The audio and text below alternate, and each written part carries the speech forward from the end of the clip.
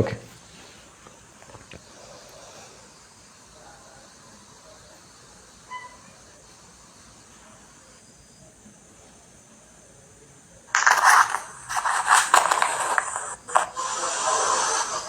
হ্যাঁ, কে কোথা থেকে যুক্ত হলেন সেটা একটু জানিয়ে ফেলবেন।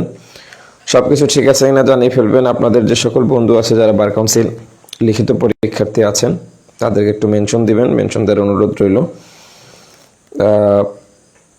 খুব দ্রুত সময়ের মধ্যে আপনারা যুক্ত হয়ে নেবেন। আপনাদের অপেক্ষায় আমরা বার কাউন্সিল যে লিখিত প্রস্তুতি আছে সেই লিখিত প্রস্তুতির টেকনিক এবং ট্রিক্স নিয়ে আজকে আলাপ করব। একদম শুরু থেকে কিভাবে আপনি খুব ভালোভাবে একটা লিখিত প্রস্তুতি নিতে পারেন এবং এই লিখিত প্রস্তুতি নেওয়ার ক্ষেত্রে আপনার প্রিপারেশনটা কীরকম হওয়া উচিত সেই সকল বিষয় নিয়ে আজকের এই সেশনে কথা বলবো। আপনারা খুব অল্প সময়ের মধ্যে যুক্ত হয়ে নেবেন। যারা যুক্ত হয়ে নিতে, হ্যাঁ, যদি কোনো সমস্যা থাকে সাউন্ড আউট এবং আদার্স ইস্যু সেটা জানিয়ে ফেলবেন। আমাদের আজকের সেশনটি শেয়ার দিয়ে দিবেন এবং শেয়ার দিয়ে আপনি আমাদের যে লিখিত হ্যান্ড নোট, সেই লিখিত হ্যান্ড নোট জেতার একটা সুযোগ আছে। একজন বিজয়ী, আজকে যারা শেয়ার দিবেন তাদের মধ্যে থেকে একজন বিজয়ী আমাদের আজকের নোটটা জিতে নেবেন। তো যাই হোক, আপনাদের রিকোয়েস্ট থাকবে আপনারা খুব অল্প সময়ের মধ্যে যুক্ত হয়ে নেবেন। কোনো যদি ইস্যু থাকে সেটা একটু জানিয়ে ফেলবেন। আমরা আপনাদের যুক্ত হয়ে নেওয়ার অপেক্ষায় 2-1 মিনিটের মধ্যেই আমরা ক্লাসে চলে যাব। কে কোথা থেকে যুক্ত হলেন সেটা জানাবেন। পরবর্তী পরীক্ষায় কে কে লিখিত এক্সাম দেবেন সেটাও কমেন্টকে জানিয়ে ফেলবেন। ওকে, হ্যাঁ, যারা সালাম দিয়েছেন ধন্যবাদ। ওকে, যারা জানাচ্ছেন কোথা থেকে যুক্ত, হ্যাঁ, একটু দ্রুত যুক্ত হয়ে নেবেন। আমরা খুব অল্প সময়ের মধ্যে আমাদের আজকের সেশনে চলে যাব।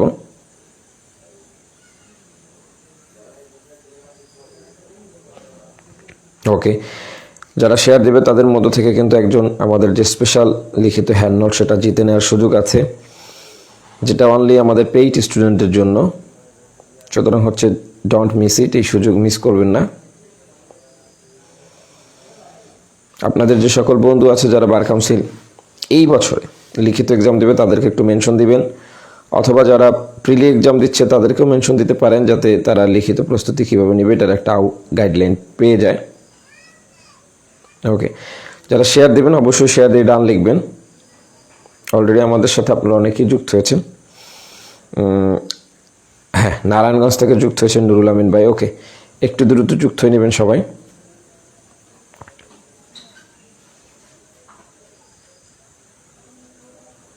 হ্যাঁ, আবারও বলবো, আপনারা আজকের যে সেশনটা আছে এই সেশনটা উন্মুক্ত, সকলের জন্য উন্মুক্ত। আজকে আপনাদের যদিও সেশনটা 9:30 হওয়ার কথা ছিল, বাট টেকনিক্যাল সমস্যার কারণে 9:30 শুরু করতে পারিনি। এখনও টেকনিক্যাল সমস্যাটা বিদ্যমান। তারপরেও যেহেতু আপনাদের আজকে ক্লাস নেওয়ার কথা বলেছি, এই কারণেই হচ্ছে আমরা ক্লাসে যুক্ত হয়ে নিয়েছি সমস্ত প্রতিকূলতার মাঝে। ওকে, তো সুতরাং আপনারা যারা পরবর্তী রিটেন পরীক্ষার্থী আছেন তারা দ্রুত যুক্ত হয়ে নেবেন। আপনাদের অপেক্ষায় আমরা আজকে লিখিত প্রস্তুতির একটা ওভারঅল গাইডলাইন দেওয়ার চেষ্টা করব। আপনার শুরু থেকে একদম প্রস্তুতিটা কিভাবে একটা কমপ্লিট প্রস্তুতি আপনি নিতে পারেন সেই বিষয় নিয়ে কথা বলবো। ওকে, সাউন্ড ক্লিয়ার আছে?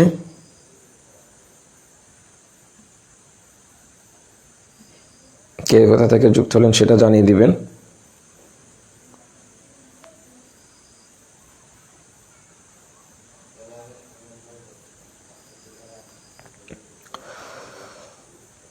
আমরা খুব অল্প সময়ের মধ্যে আমাদের আজকের যে সেশন সেখানে যুক্ত হয়ে নিব। আপনাদের যুক্ত করে নেয়ার অপেক্ষায় আমরা, যাতে ম্যাক্সিমাম নাম্বারস অফ স্টুডেন্ট উপকৃত হতে পারে। আপনারা শেয়ার দিয়ে দিবেন আইনের বিভিন্ন গ্রুপে আপনাদের টাইম লাইনে।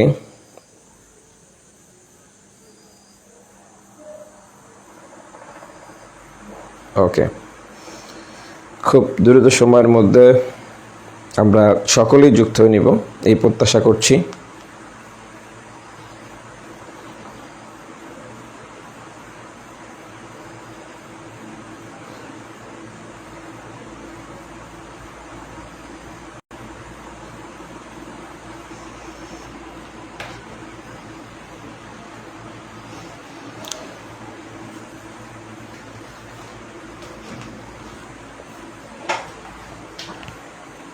ওকে, ঠিক আছে, আপনারা অসংখ্য ধন্যবাদ। ইতিমধ্যে যারা যুক্ত হয়ে নিয়েছেন, এখনও যারা যুক্ত হয়ে নিতে পারেন নাই তারা খুব অল্প সময়ের মধ্যে যুক্ত হয়ে নেবেন। আজকে আমরা একটা রিটেন সেশনে যুক্ত হয়েছি।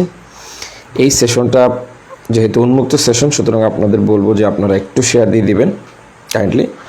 আর আজকে আমরা দেখার চেষ্টা করব যে ওভারঅল একটা রিটেন প্রস্তুতি আমাদের কিভাবে শুরু করা উচিত বা কিভাবে শুরু করা যায়, এই টোটাল বিষয় নিয়েই আজকে আমরা আলাপ করব। তো আপনারা একটু কাইন্ডলি আপনাদের ফ্রেন্ডদেরকে মেনশন দিবেন। যারা মেনশন দিচ্ছেন বা যারা যুক্ত হয়ে নিয়েছেন তাদেরকে অসংখ্য ধন্যবাদ।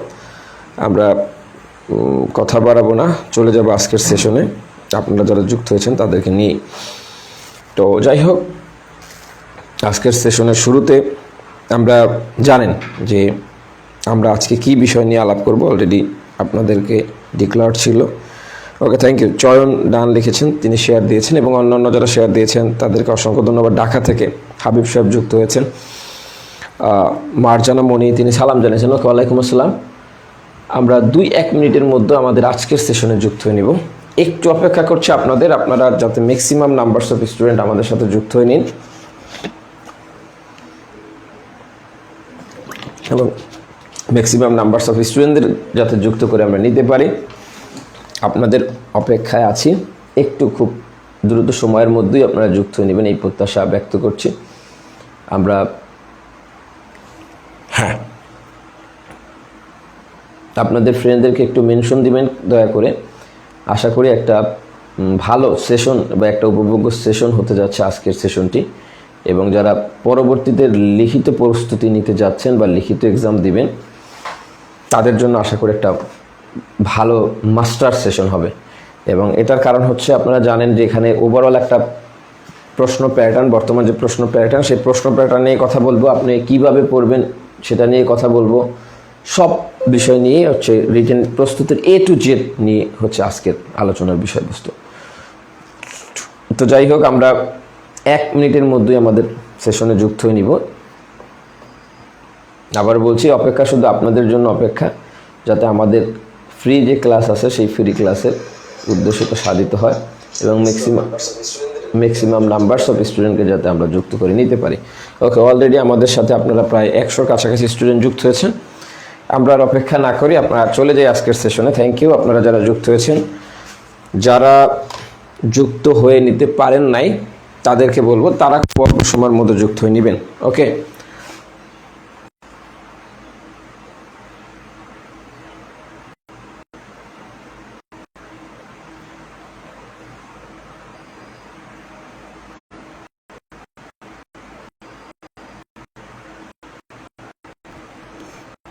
ঠিক আছে, থ্যাংক ইউ। তাহলে আমাদের সাথে যারা যুক্ত হয়েছেন অসংখ্য ধন্যবাদ। আপনারা 2টা কাজ করবেন, জানিয়ে ফেলবেন কে কোথা থেকে যুক্ত হয়েছেন, এবং জানিয়ে ফেলবেন যে যারা শেয়ার দিবেন তারাও একটু জানিয়ে ফেলবেন যে আপনারা শেয়ার দিয়েছেন। এবং এই শেয়ার দিয়েছেন এটা বোঝার উপায় হচ্ছে আপনারা একটু, যারা শেয়ার দিবেন তারা শেয়ার দিয়ে একটু ডান লিখবেন। তো যাই হোক, আমরা আর কথা না বাড়াই, আপনাদের অনেক মূল্যবান সময় ইতিমধ্যে আমরা নষ্ট করে ফেলেছি, আর মূল্যবান সময় নষ্ট করতে চাই না। আমরা চলে যাই আজকের সেশনে। আজকের সেশনটা লিখে রেখেছি, দেখেন কি বিষয় নিয়ে কথা বলবো। লিখিত প্রস্তুতির টেকনিক এবং ট্রিক্স। আপনারা জানেন যে ইতিমধ্যে আপনাদের একটা লিখিত এক্সাম শেষ হয়েছে, এবং এই লিখিত এক্সামে অনেকে কৃতকার্য হয়েছেন, অনেকে অকৃতকার্য হয়েছেন। তো যারা অকৃতকার্য হয়েছেন তারা আবার লিখিত প্রস্তুতি শুরু করবেন, অথবা যারা প্রিলি দিবেন এদেরও একসময় লিখিত প্রস্তুতি নিতে হবে, বা লিখিত প্রিলি পাস করলে তারপর সব থেকে বড় যে গুরুত্বপূর্ণ মহরণ সেটা হচ্ছে লিখিত এক্সাম।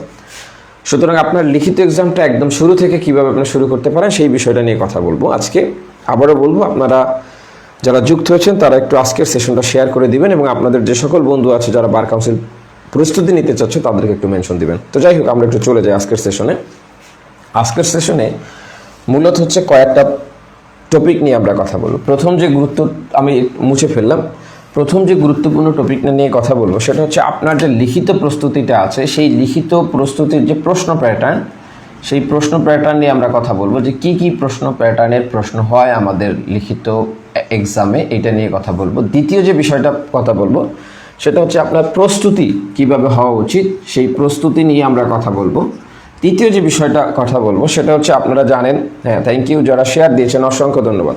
এবং আপনারা জানেন যে তৃতীয় যে বিষয়টা সেটা হচ্ছে আপনি এই যে প্রস্তুতি নিতে গিয়ে আপনারা প্রায় বলেন যে স্যার আমার প্রবলেমেটিকের সমস্যা হচ্ছে, প্রবলেমেটিক পারতেছি না। সেই যে প্রবলেমেটিক এবং প্র্যাকটিক্যাল যে বিষয়গুলো আছে, প্রবলেম এবং যে প্র্যাকটিক্যাল যে বিষয়গুলো আছে, এই প্র্যাকটিক্যাল বিষয়গুলো আপনি কিভাবে আয়ত্তে আনতে পারেন, এই তিনটা বিষয় নিয়ে কথা বলবো। আর এই প্রবলেম এবং প্র্যাকটিক্যাল যে বিষয়গুলো কিভাবে আয়ত্তে আনতে পারেন, এই বিষয় নিয়ে কথা বলার ক্ষেত্রে আমরা একটা বিষয় দেখব, সেটা হচ্ছে বিচার প্রক্রিয়া নামে যে একটা বই আছে, সেই বিচার প্রক্রিয়া বইটাকে আমরা কিভাবে আয়ত্তে আনতে পারি, সেই বিষয় নিয়ে টোটাল বিষয়গুলো নিয়েই আজকে কথা বলবো। সুতরাং বুঝতেই পারছেন যে আজকের যে সেশনটা আছে, সেই সেশনটা আপনার হচ্ছে একটা ওভারঅল গাইডলাইন, মাস্টার প্ল্যান এবং হচ্ছে আপনার লিখিত প্রস্তুতিটা A to Z কীভাবে হওয়া দরকার, এটা নিয়ে আলাপ থাকবে। তো সেশনটা খুবই গুরুত্বপূর্ণ, আপনারা শেয়ার দিবেন এবং শেয়ার দিয়ে একটু ডান লিখে দিবেন, যাতে হচ্ছে যে সকল আপনার বন্ধুরা প্রস্তুতি নিচ্ছে তাদের যেন সুবিধা হয়। তাহলে আমরা প্রথমে চলে যাই যে বার কাউন্সিল যে লিখিত প্রশ্ন হয়, সেই লিখিত প্রশ্ন প্যাটার্ন নিয়ে কথা বলবো, তারপর আমরা প্রস্তুতি নিয়ে কথা বলবো, তারপর দেখবো প্রবলেম এবং প্র্যাকটিক্যাল বিষয়গুলো কিভাবে আয়ত্তে নিয়ে আসতে পারে। আমাদের যে বার কাউন্সিল লিখিত প্রশ্ন আছে, আমরা যদি একটু লক্ষ্য করি, আমাদের এখন পর্যন্ত যতগুলো বার কাউন্সিল লিখিত এক্সাম হয়েছে, হোক সেটা সহজ হোক সেটা কঠিন, সহজ হোক বা কঠিন হোক, এখন পর্যন্ত আমরা 7টা প্যাটার্নের কোশ্চেন পাই। এই যে 7 pattern of the bar council written exam, এই 7 প্যাটার্ন যদি আপনি একটু অ্যানালাইজ করে যে কোনো টপিকের উপরে আয়ত্ত করেন, তাহলে আপনার বার কাউন্সিল পরীক্ষা আসলেই সহজ হবে। আমাদের এবার huge numbers of student pass করেছে এবং আপনারা জানেন যে আমাদের স্টুডেন্টরা বলতে বাধ্য হয়েছে যে তারা মনে করে যে আমরাই কোশ্চেনটা করেছি প্রশ্ন দেখার পরে। এটার কারণটা হচ্ছে এই 7 প্যাটার্ন আমরা বিশ্লেষণ করে যখন আপনাদের কাছে উপস্থাপন করব, তখন আপনার এইটাই মনে হবে, কারণ এর বাইরে থেকে প্রশ্ন আসার কোনো সুযোগ নাই বা আসবে না। তাহলে বার কাউন্সিলের যে 7 প্যাটার্নের প্রশ্ন আসে, তাহলে একটু বার কাউন্সিলের প্রশ্ন নিয়ে একটু বিশ্লেষণ করি। বার কাউন্সিলের যে প্রশ্ন আছে, এখানে আমরা দেখি এখন পর্যন্ত 7 ধরনের প্রশ্ন আছে। আচ্ছা, আপনাদের আরেকটু সতর্ক করি যে আপনারা যারা পরবর্তীতে বার কাউন্সিল লিখিত এক্সাম দিবেন, এদের জন্য বলবো যে এই এক্সামটা, পরবর্তী এক্সামটা মানে সব থেকে ভয়াবহ এক্সাম হবে এবং সব থেকে কঠিন এক্সাম, আপনারা কঠিন এক্সামের মুখোমুখি হতে যাচ্ছে, এটা আমার প্রেডিকশন। তো এটা মিলিয়ে নেবেন প্রেডিকশনটা। সুতরাং হচ্ছে আপনাদেরকে বলবো যে প্রস্তুতিটা আপনি স্ট্রংলি নেন, একদম প্র্যাকটিক্যাল এবং প্রবলেম বেস প্রস্তুতিটা নেন, ঠিক আছে ইনশাল্লাহ, তাহলে আপনি ফেল করবেন না। তো যাই হোক, আমরা দেখি 7 ধরনের প্রশ্ন বার কাউন্সিলে এখন পর্যন্ত এসেছে। তাহলে প্রথম যে প্রশ্নটা পাই, এটা খুব সহজ প্রশ্ন, সেটা হচ্ছে রচনামূলক এক ক্যাটাগরির প্রশ্ন আছে। এখন এই যে রচনামূলক প্রশ্নটা আছে, এই রচনামূলক প্রশ্ন খুবই সহজ প্রশ্ন। যে আপনাকে প্রশ্ন করলো যে আপিল বলতে কি বুঝেন, জামিন, আগাম জামিন বলতে কি বোঝায়, তারপর আপনাকে বললো যে ম্যাজিস্ট্রেট আদালতের ক্ষমতা নিয়ে কথা বলুন, তারপর আপনাকে বললো যে দেওয়ানি আদালতের মামলা ট্রান্সফারের বা স্থানান্তরের ক্ষমতা নিয়ে কথা বলুন, আরজি কি, প্লিডিংস কি, এই যে বিষয়গুলো আছে, এইগুলোকে বলা হয় রচনামূলক প্রশ্ন বা যে সংজ্ঞামার্কা প্রশ্ন।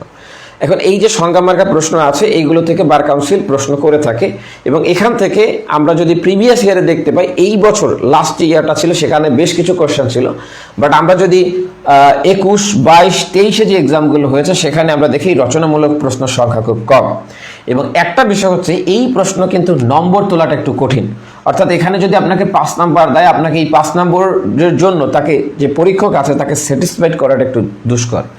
এই কারণে আমরা এই রচনামূলক প্রশ্নগুলো দেখতে পাই, যে রচনামূলক কোশ্চেন প্রত্যেক বছরই কিছু না কিছু থাকে এবং প্রত্যেকটা টপিকের উপর কিছু রচনামূলক প্রশ্ন আসে। তো গেল প্রথম প্যাটার্নের কোশ্চেন। দ্বিতীয় যে প্যাটার্নের কোশ্চেনটা দেখতে পাই, এই কোশ্চেনটাকে বলা হয় যে ইংরেজি টার্ম দিয়ে কিছু কোশ্চেন থাকে, ইংরেজি টার্ম। তাহলে ইংরেজি টার্ম দিয়ে কিছু কোশ্চেন থাকে, এই ইংরেজি টার্ম দিয়ে বেশ কয়েক ক্যাটাগরির কোশ্চেন থাকে। মূলত আমরা 2 ক্যাটাগরির কোশ্চেন দেখতে পাই ইংরেজি টার্ম দিয়ে। প্রথম যে ক্যাটাগরির কোশ্চেনটা আসে, এটা হচ্ছে একটা ডক্ট্রিন রিলেটেড কোশ্চেন আসে, ডক্ট্রিন। আচ্ছা, দ্বিতীয় যেটা আছে সেটা হচ্ছে এই যে আপনারা ম্যাক্সিমাম স্টুডেন্ট যারা বার কাউন্সিলে পরীক্ষা দেন, তারা বাংলায় পড়তে অভ্যস্ত। তাহলে তাদেরকে একটু কনফিউজ করার জন্য, তাদেরকে একটু দ্বিধায় ফেলানোর জন্য তারা আরেকটা ধরনের ট্রিক্স ব্যবহার করে, সেটা হচ্ছে আপনার একটা ধারার যে শিরোনামটা আছে, সেই শিরোনামটা একটু ইংরেজিতে লিখে দেয়, অথবা ধারার যে মূল বিষয়বস্তু আছে সেটাকে একটু ইংরেজিতে লিখে দিয়ে বলে যে এটা ব্যাখ্যা করো, ঠিক আছে। তাহলে এই ধরনের প্রশ্ন আমরা দেখতে পাই। তাহলে এখন আমরা একটু দেখি যে এই যে ইংরেজি টার্ম থেকে বললাম 2 ধরনের কোশ্চেন আসে। যেমন আমি যদি বলি এরকম, extension period of certain cases, এটা ব্যাখ্যা করুন। যদি আমি বলি extension of period certain cases, অথবা ধরেন আমি যদি এটা বলি যে every suit shall be instituted in the court competent to, মানে হ্যাঁ, lowest grade competent to try it, তাহলে এটা ব্যাখ্যা করুন।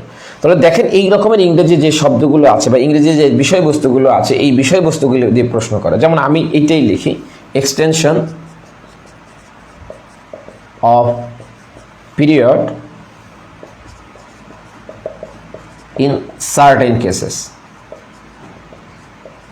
তাহলে আমি যদি এটা দিয়ে বলি যে এই কনসেপ্টটা আপনি ব্যাখ্যা করেন, হ্যাঁ, এখন আপনি যদি ইংরেজিতে কাঁচা থাকেন তাহলে কিন্তু আপনি আসলে এর অর্থই বুঝতেছেন না, কোন দ্বারা থেকে আসছে এটাই আইডেন্টিফাই করতে পারছেন। এটা কিন্তু সেকশন 5-এর বিষয়বস্তু, ঠিক আছে। তাহলে এইভাবে ইংরেজির টার্ম থেকে আপনাকে ধাঁধায় ফেলানোর জন্য এই রকমের প্রশ্ন করা হয়। এখন আবার বলছি ডক্ট্রিন দিয়ে প্রশ্ন করে। যেমন আপনি কিন্তু জানেন যে যেমন আপনি জানেন 403 দ্বারা কি বলা আছে, এখন আপনাকে যদি দিয়ে দিল যে ডবল জিওপার্ডি কাকে বলে, অথবা এটার যে ল্যাটিন টার্মটা আছে সেটা দিয়ে দিল, হ্যাঁ। আপনি জানেন সেকশন পেনাল কোডের সেকশন 76-এ কি আছে এটা আপনি জানেন, কিন্তু এখানে আপনাকে দিয়ে দিল ওইটার যে ডক্ট্রিনটা আছে সেইটা দিয়ে দিল, ঠিক, যে ignorance of law not excusable but ignorance of fact excusable, এইটা দিয়ে দিল যে এইটা আপনি ব্যাখ্যা করেন, তাহলে কিন্তু আপনি কনফিউশনে পড়ে যাবেন। তো এইটা হয়। তো আপনি যদি দেখেন যে এই বছর ছাড়া আগের যে বছরগুলো ছিল সেই বছরগুলোতে এই রকমের কনফিউজ করার জন্য ইংরেজিতে টার্ম দিয়ে কোশ্চেন এসেছে, এবারও এসেছে, স্টোপেলের রিলেটেড যে কোশ্চেনগুলো এসেছে। তো সুতরাং এইটা হচ্ছে বিষয় যে আপনাকে ইংরেজি টার্মও মাথায় রাখতে হবে। ওকে, আপনারা একটু দ্রুত যুক্ত হয়ে নেবেন, আপনাদের ফ্রেন্ডদেরকে একটু মেনশন দিবেন, কে কোথা থেকে যুক্ত হলেন জানাবেন, লাইভটা শেয়ার করে দিবেন। আপনারা যারা আজকের সেশনের পর বা আমাদের সাথে আমরা বলি যে আমাদের লিখিত প্রস্তুতি আমাদের 100% কমপ্লিট একটা প্রিপারেশন হবে, আমাদের বাইরে কিছুই পড়তে হবে না। অনলাইনে ক্লাস শুরু 30 অক্টোবর, 29 তারিখ পর্যন্ত আমরা ভর্তি নিচ্ছি। অফলাইনে 31 তারিখ ফ্রি ক্লাস আছে, 7 তারিখ অফলাইনের প্যাকেজ শুরু 7 তারিখে। আর আপনারা যারা প্রিলি শুরু নিতে চান তারা 29 তারিখে একটা ব্যাচ আছে প্রিলির, তো উপরের নাম্বারে প্রিলি রিটেন ভাইবা যে কোনো ব্যাচের জন্য উপরের নাম্বারে যোগাযোগ করতে পারেন। তাহলে সেকেন্ড যে প্যাটার্নটা আছে সেটা আমরা দেখলাম। থার্ড যে প্যাটার্নের কোশ্চেনটা আসে, এই থার্ড প্যাটার্নের কোশ্চেনটাকে আমরা বলে থাকি বিশ্লেষণমূলক প্রশ্ন।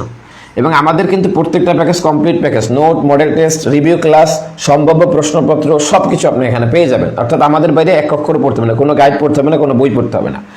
বিশ্লেষণমূলক প্রশ্ন। এখন এই যে বিশ্লেষণমূলক প্রশ্ন, সেই বিশ্লেষণমূলক প্রশ্নটাকে আমরা দুই ধরনের প্রশ্ন দেখি।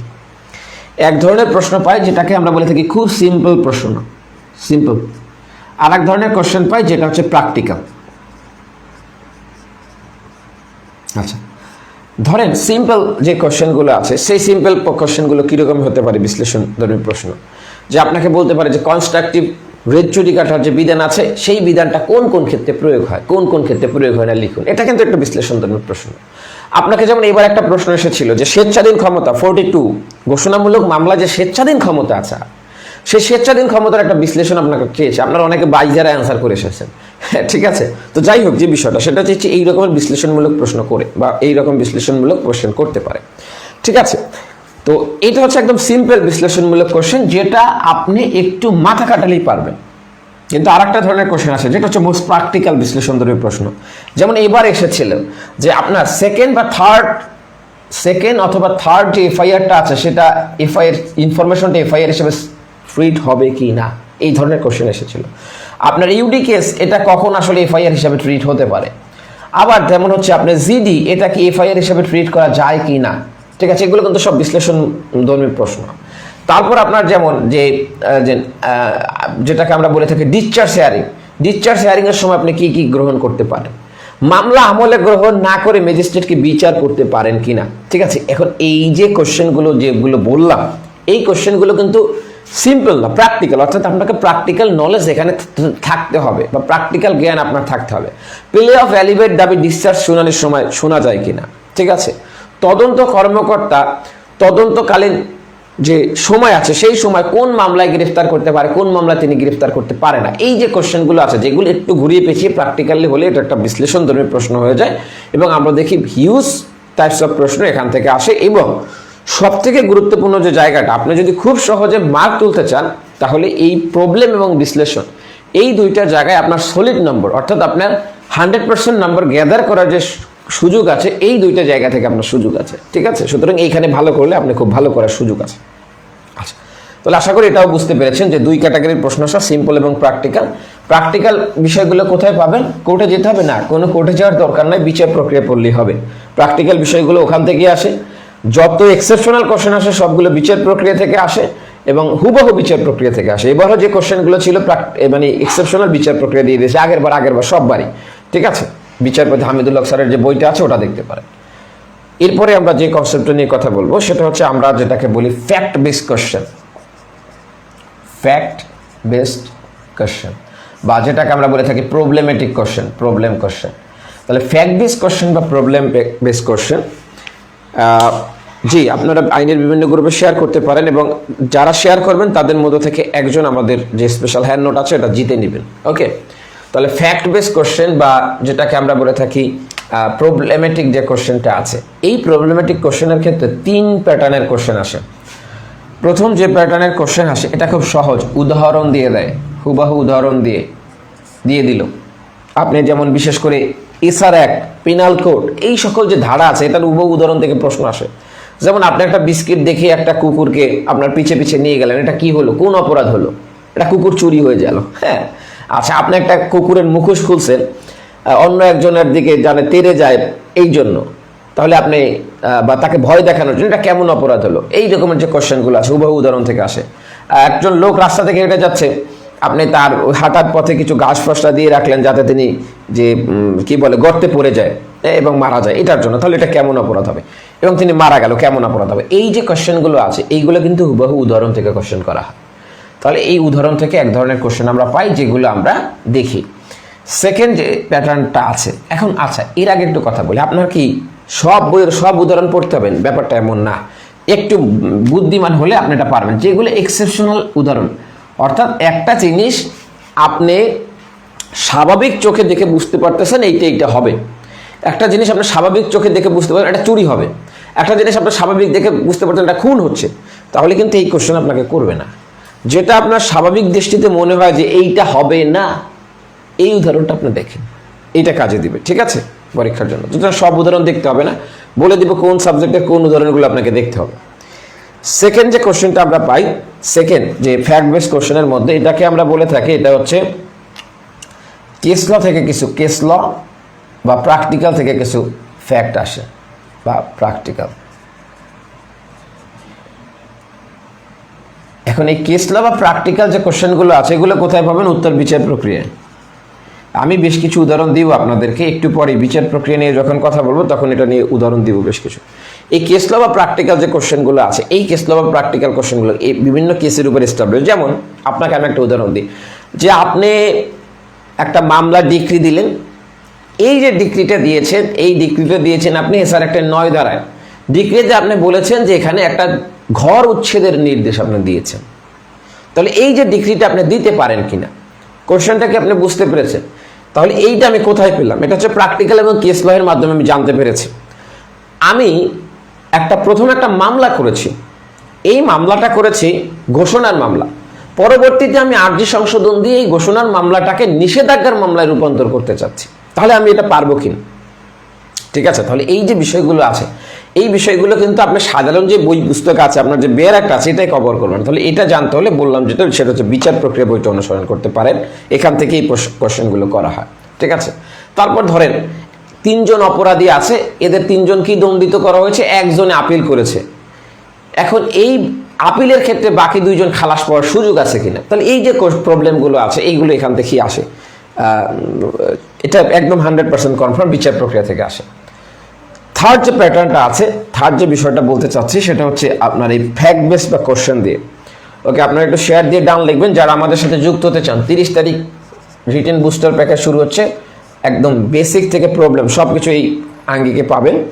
7 প্যাটার্নের একটু দেখাবো যে কি কি পড়তে হয়, সব কিছুই দেখাবো। এটার একদম অ্যানালাইজ করে একদম শুরু করা হবে এবং আপনাদের এর বাইরে কিছুই পড়তে হবে না। থার্ড যে প্রশ্নটা আসে সেটা আসে একটু বেসিক কনসেপ্ট থেকে, একটা ধারার বেসিক কনসেপ্ট থেকে এই কোশ্চেনটা আসে। যেমন আপনাকে বলা হলো যে এসি ল্যান্ডের কাছে আপনি একটা নামজারির আবেদন করেছেন, আপনার নামজারিটাকে নামঞ্জুর করা হয়েছে, আপনি দেওয়ানি আদালতে মামলা করেছেন, এই মামলাটা আসলে মেইনটেইনেবল কিনা।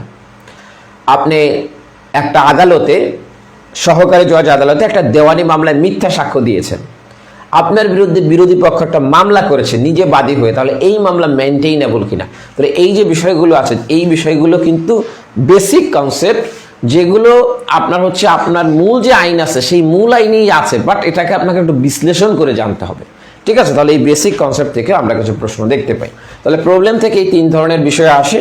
3 ধরনের বিষয় উদাহরণ তো বইতেই পেলেন এবং এক্সেপশনালগুলো একটু পড়লেন, আর বাকিগুলো হচ্ছে আপনি বিচার প্রক্রিয়া অনুসরণ করতে পারেন। বিশ্লেষণের ক্ষেত্রে বিচার প্রক্রিয়া অনুসরণ করতে পারেন, ঠিক আছে, বা করবেন। তাহলে আমরা মোটামুটি 4টা প্যাটার্ন দেখে ফেললাম। এরপর যে পঞ্চম যে প্যাটার্নটা আছে, সেই পঞ্চম প্যাটার্নটা নিয়ে আমরা একটু কথা বলবো। পঞ্চম প্যাটার্নে যে বিষয়টা বলা আছে, এখানে মূলত মুসাবিদা থেকে কোশ্চেন আসে। তাহলে মুসাবিদা থেকে 2 ধরনের প্রশ্ন আমরা পাই। একটা প্রশ্ন পাই, সেটা হচ্ছে আমরা মুসাবিদা থেকে প্রথম যে কোশ্চেনটা পাই, এটাকে আমরা বলে থাকি যে মামলার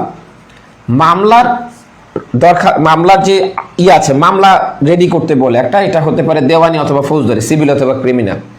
আর একটা পাই দরখাস্ত, বিভিন্ন ধরনের দরখাস্ত আমরা দেখতে পাই।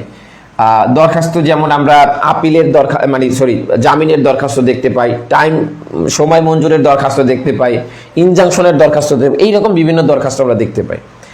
এখন এই মুসাবিদা পাঠতে হলে আপনাকে যে কাজটা করতে হবে, বেসিক কনসেপ্টটা ক্লিয়ার রাখতে হবে, ফরম্যাটটা মনে রাখতে হবে, জাস্ট কন্টেন্টটা চেঞ্জ করতে হবে। অর্থাৎ মুসাবিদার ক্ষেত্রে যদি আপনি মামলার মুসাবিদা পাঠতে চান, তাহলে আপনাকে জাস্ট 3টে অংশ মনে রাখতে হবে। যদি আপনি দরখাস্তের মুসাবিদা পাঠতে চান, আপনাকে জাস্ট 3টে অংশ মনে রাখতে হবে, তাহলে আপনি এনাফ। অর্থাৎ একটা মামলার প্রথম অংশ, বডি, শেষ অংশ। একটা দরখাস্তের প্রথম অংশ, বডি, শেষ অংশ। আপনার সবসময় যে বডিটা আছে বা যে মূল যে অংশটা আছে, মানে যে অংশটা আপনার হচ্ছে প্রথম অংশ, তো পক্ষদের নাম থাকে, আদালতের নাম থাকে, আদালতের যে বিষয় নিয়ে মামলা করতে যাচ্ছেন বা দরখাস্ত করতে যাচ্ছেন, এই বিষয়গুলো থাকে, এই বিষয়গুলো সেম। পরের যে অংশটা থাকে আপনার যে সত্যপাঠের যে বিষয়গুলো থাকে, আইনজীবীর যে স্বাক্ষর থাকে, আপনার যে তফসিলের যে উল্লেখ থাকে, চৌহদ্দি থাকে, এগুলো সেম। জায়গাটা চেঞ্জটা আসে কোথায়? চেঞ্জটা আসছে বডিতে। অর্থাৎ কজ অফ অ্যাকশন, আপনি ধরেন ঘোষণামূলক মামলার যে কজ অফ অ্যাকশন, আর আপনার হচ্ছে এই নিষেধাজ্ঞার মামলার যে কজ অফ অ্যাকশন, আবার রিসিভারের আপনার হচ্ছে বাধ্যতামূলক নিষেধাজ্ঞার যে কজ অফ অ্যাকশন, অস্থায়ী নিষেধাজ্ঞা বা চিরস্থায়ী নিষেধাজ্ঞার মামলার কজ অফ অ্যাকশন সেম হবে না। তার যে রেমিডিটা আপনি ক্লেম করছেন, এটার রেমিডি সেম হবে না। দলিল বাতিলের যে কজ অফ অ্যাকশন আর আপনার নিষেধাজ্ঞার মামলার কজ অফ অ্যাকশন সেম হবে না। তাহলে এই যে বিষয়গুলো বললাম, সেটা হচ্ছে আপনাকে জানতে হবে আপনি কিসের ড্রাফট করতে চান। সেই ড্রাফট অনুযায়ী এইটা, ধরেন আমি যদি বলি যে আমি দলিল বাতিল করতে চাই, তাহলে তো আমি এইটা লিখবো না যে একজন ব্যক্তি আমার কাছে দলিল ছিনিয়ে নিয়ে যেতে চাচ্ছে, এইটা লিখবো কজ অফ অ্যাকশন না। তাহলে আমাকে দেখাতে হবে দলিল বাতিল কোন শর্তে হয়। যদি দলিলটা হয় ভয়েড অথবা ভয়েডেবল, তাহলে আমাকে দেখাতে হবে যে কেউ আমার সাথে প্রতারণা করেছে, অথবা কেউ আমার সাথে দলিলটা জালিয়াতি করে দলিলটা করেছে। তাহলে জাস্ট কজ অফ অ্যাকশনটা ডিপেন্ড করে আপনি যদি পিরিয়ডটা বা প্রার্থনা যেটা চাবেন, এইটা যদি পার্থক্য করে ফেলতে পারেন, তাহলে আপনার যে কোনো মুসাবিদে একটা ফরম্যাট শিখলে সব মুসাবিদে পড়া সম্ভব। দরখাস্তের ক্ষেত্রে একটা ফরম্যাট শিখলে সব মুসাবিদা সম্ভব, ঠিক আছে। তাহলে এই মুসাবিদা থেকে কোশ্চেন আসে, এটা নিয়ে আর ডিটেল আলাপ করবো না। এরপরে যে কোশ্চেনটা বা যে প্যাটার্নটা আমরা পাই, সেটা হচ্ছে পার্থক্য। পার্থক্যর ক্ষেত্রে আপনাকে একটা জিনিস মনে রাখতে হবে যে আপনাকে পৃথিবীর সব পার্থক্য পড়তে হয় না। পার্থক্য কোনগুলোর আসে? যেগুলোর হচ্ছে সিমিলারিটি আছে, যেগুলোর মধ্যে মিল আছে, সেগুলোর মধ্যে অমিল জানতে চায়, আর কিছু না। যেমন আপনার খুনের সাথে কখনোই অপহরণের পার্থক্য আসবে না, অপহরণের সাথে কখনোই ডাকাতির পার্থক্য আসবে না, চুরির সাথে কখনোই আপনার হচ্ছে বেআইনি সমাবেশের পার্থক্য আসবে না। তাহলে যে কনসেপ্টগুলোর সিমিলারিটি আছে, আপনাকে বলে এটার পার্থক্যটা করেন। দ্যাট মিনস খুন নরহত্যার মধ্যে একটা সিমিলারিটি আছে, সেকশন 22 সিপিসির সেকশন 24-এর মধ্যে একটা সিমিলারিটি আছে, legal set up equitable set আপের মধ্যে একটা সিমিলারিটি আছে। তাহলে আপনাকে পৃথিবীর সব পার্থক্য পড়তে হবে না, যে পার্থক্যগুলোর মধ্যে, যে বিষয়গুলোর মধ্যে সিমিলারিটি আছে, আপনাকে সেইগুলো জানতে হবে। 7 নাম্বার যে প্যাটার্নটা আমরা পাই, সেটা হচ্ছে এই প্যাটার্নটাকে আমরা বলে থাকি যে নজির। এই নজির থেকে মূলত হচ্ছে বিশ্লেষণ, নজির, ফ্যাক্ট বেস কোশ্চেন, তিনটা প্রায় কাছাকাছি। নজির থেকে স্পেসিফিক্যালি এইভাবে কোশ্চেন করে বলে যে, যেমন কনফেশনের উপর ভিত্তি করে কি কাউকে দণ্ড প্রদান করা যায়, নজির সাপেক্ষে উল্লেখ করেন। অথবা ডাইং ডিক্লারেশন, এই ডাইং ডিক্লারেশনের সাক্ষ্যগত মূল্য নজিরের আলোকে ব্যাখ্যা করেন। রিভিশন আদালতের ক্ষমতা নজিরের আলোকে ব্যাখ্যা করুন। তাহলে এই যে বিষয়টা স্পেসিফিক্যালি যদি আপনাকে বলে দেয় যে আপনাকে এই নজিরটা বা নজিরের আলোকে ব্যাখ্যা করতে, তখন স্পেসিফিক কেসের নাম দিয়ে এটা বলতে হয়। তাহলে এখন পর্যন্ত যে নজিরগুলো এসেছে, ম্যাক্সিমাম নজিরগুলো আপনার বিচার প্রক্রিয়া যেগুলো আছে এগুলো থেকেই ঘুরিয়ে পেয়েছি, এগুলো থেকেই আসে। তাহলে এই যে 7 প্যাটার্নের যে কোশ্চেনটা আমরা দেখলাম, বার কাউন্সিলে এর বাইরে কোনো কোশ্চেন করা হয় না। এখন আমরা যে বিষয়টা দেখব সেটা হচ্ছে আপনাদের ক্ষেত্রে বলবো যে একটা টপিক নিয়ে আমরা কথা বলবো, যে এই টপিকে আপনাকে হ্যাঁ, তাহলে আপনাদের এই 7 প্যাটার্নের যে বিষয়গুলো আছে এগুলো নিয়ে কোনো কোশ্চেন আছে কিনা, কোথাও রিপিট করতে হবে কিনা সেটা জানবেন। যদি কোনো কিছু রিপিট করতে হয় তাহলে বলবো, আর যদি রিপিট না করতে হয় তাহলে আমরা একটু আপনাদের প্রস্তুতি নিয়ে কথা বলবো, প্রস্তুতিটা আপনি কিভাবে শুরু করতে পারেন সেটা নিয়ে কথা বলবো। আর যদি কোনো কোশ্চেন থাকে তাহলে সেটা শুনবো, সেই সাপেক্ষে আলাপ করব বা সেই সাপেক্ষে কথা বলবো। ওকে, একটু দ্রুত জানিয়ে ফেলবেন। আচ্ছা, এখন ধরেন আপনার ওকে, এখন ধরেন আমি একটা বিষয় বলি, সেটা হচ্ছে আপনি একটু দ্রুত জানিয়ে ফেলবেন, দ্রুত জানান, তারপর বলি যে কোনো কোশ্চেন আছে কিনা, তারপর আমি সামনে অগ্রসর হই। আবারও বলি, 30 অক্টোবর থেকে আমাদের লিখিত ব্যাচ শুরু, 29 অক্টোবর থেকে প্রিলি ব্যাচ শুরু। যারা অফলাইনে করতে চান, 31 অক্টোবর ফ্রি ক্লাস আছে আর জুম সেন্টারের G20 নাম্বার রুমে ফ্রি ক্লাস। এইটা যাচাই করে, যে কোনো একটা ক্লাস যাচাই করে আপনি আমাদের লিখিত প্যাটার্ন মানে লিখিত প্যাকেজে যুক্ত হতে পারেন। এই প্যাকেজ একটা complete package, note, model test, পরবর্তী এক্সামের আগ পর্যন্ত ক্লাস, আমাদের বাইরে কিছুই পড়তে হবে না, এই গ্রান্টের সব কিছু, আর সম্ভাব্য প্রশ্নপত্র দিয়ে দিব। আমাদের স্টুডেন্টরা যে বলেছে, এখানে আমাদের স্টুডেন্টদের মধ্যে যারা এবার রিটেন পাস করেছেন কে কে আছেন একটু জানান। আমাদের স্টুডেন্টরা যে বলেছে যে বা বলে যে প্রশ্নটা মনে হয় আমরাই করেছি, সুতরাং এই ধরনের একটা প্রিপারেশন আপনার হবে। ওকে, তাহলে আমার মনে হয় আপনারা বুঝতে পেরেছেন, বুঝলে ক্লিয়ার লিখবেন, আর যদি না বুঝেন স্পেসিফিক পয়েন্ট থাকলে কোশ্চেন করবেন। এখন আমি একটু দেখাই যে একটা টপিকের উপর আপনি কিভাবে এই 7টা প্যাটার্ন মাথায় রেখে প্রিপারেশনটা নেবেন। ধরেন আমি একটা টপিক সিলেক্ট করলাম, ফর এক্সাম্পল টপিকটা হচ্ছে ধরেন পার্টিস অফ দ্য স্যুট, মামলার পক্ষ। তাহলে মামলার পক্ষ নামে আমার মনে হচ্ছে যে আমার একটা টপিক, এই টপিকটা আমার পড়া দরকার। আমি একটু বলি যে লিখিত প্রস্তুতিটা আপনি কিভাবে নেবেন। যে কোনো বিষয়ের লিখিত প্রস্তুতি নিতে হলে আপনার প্রথম কাজটা হচ্ছে কি কি বাদ দিবেন সেটা আইডেন্টিফাই করা। তাহলে সেটা আইডেন্টিফাই করতে হলে আপনাকে একটু প্রিভিয়াস ইয়ারের যে কোশ্চেনগুলো আছে বার কাউন্সিলের, সেই কোশ্চেনগুলো একটু অ্যানালাইজ করতে হবে। এই কোশ্চেনগুলো অ্যানালাইজ করে আপনাকে আইডেন্টিফাই করতে হবে যে বিগত দিনের যে প্রশ্নগুলো, সেই প্রশ্নগুলো কী রকমের হয়েছে, কোন কোন টপিক থেকে হয়েছে। যে টপিকগুলো থেকে সচরাচর এখনও কোশ্চেন হয় না এবং সন্নিকটে কোশ্চেন হয় নাই, সেই টপিকগুলো আপনার জন্য গুরুত্বপূর্ণ। ঠিক আছে, তাহলে এই টপিকগুলো সিলেক্ট করে, যেমন আমি ধরেন একটা টপিক পেলাম যেটার নাম বললাম মামলার পক্ষ, দেওয়ানি কার্যবিধি। ঠিক আছে, তাহলে এই যে মামলার পক্ষটা পেলাম, এখন এইটাকে আমি 7টা প্যাটার্নের কিভাবে মনে রাখবো। 7টা প্যাটার্নে দেখেন, প্রথম আমি একটু দেখব যে এই যে মামলার পক্ষ আছে এটার মধ্যে আমার যে 7টা প্যাটার্নের মধ্যে প্রথম প্রশ্নটা হচ্ছে রচনামূলক প্রশ্ন। তাহলে রচনামূলক প্রশ্ন আমার কি কি পড়তে হবে এখান থেকে। দেখেন এখন মামলার পক্ষের মধ্যে কি আছে, মামলার পক্ষের মধ্যে আছে নেসেসারি পার্টিস কি, প্রপার পার্টিস কি, ঠিক আছে, একাধিক ব্যক্তি বাদী বিবাদী হতে পারবে কিনা, এই যে কনসেপ্টগুলো আছে, রিপ্রেজেন্টেটিভ স্যুট কি, এইগুলো হচ্ছে রচনামূলক বিষয়। তাহলে আপনার রচনামূলক বিষয় আইডেন্টিফাই করলেন যে মামলার পক্ষ আমার এই টপিকটা গুরুত্বপূর্ণ, এই টপিকের মধ্যে এই রচনামূলক বিষয় আমাকে পড়তে হবে, শেষ। দ্বিতীয় বললাম যে ইংরেজির টার্ম আছে, এইটা একটু মনে রাখেন। তাহলে যে ইংরেজির টার্ম আছে বা ডক্ট্রিন আছে, এটা থেকে দেখেন এখানে আপনি দেখলেন যে এই মামলার পক্ষ অর্ডার 1-এ বলা আছে, এই অর্ডার 1-এর রুল 9 একটা সুন্দর একটা টার্ম বলা আছে, বলেছেন no suit shall be barred, no suit shall be defeated for misjoinder আর নন জয়েন্ডার অফ পার্টি, সেটা ব্যাখ্যা আসতে পারে। তাহলে এবার কিন্তু এসেছে এই রকমেরই, তাহলে no suit shall be defeated for misjoinder আর নন জয়েন্ডার অফ পার্টিস, এই কনসেপ্ট আছে। তাহলে আমি একটু লিখে দিই, no suit shall be defeated for misjoinder or non joinder of parties. এখন আপনাকে এইটা ব্যাখ্যা চাইতে পারে, তাহলে ইংরেজি বিষয়গুলো থেকে এইটা একটু আপনি দেখলেন।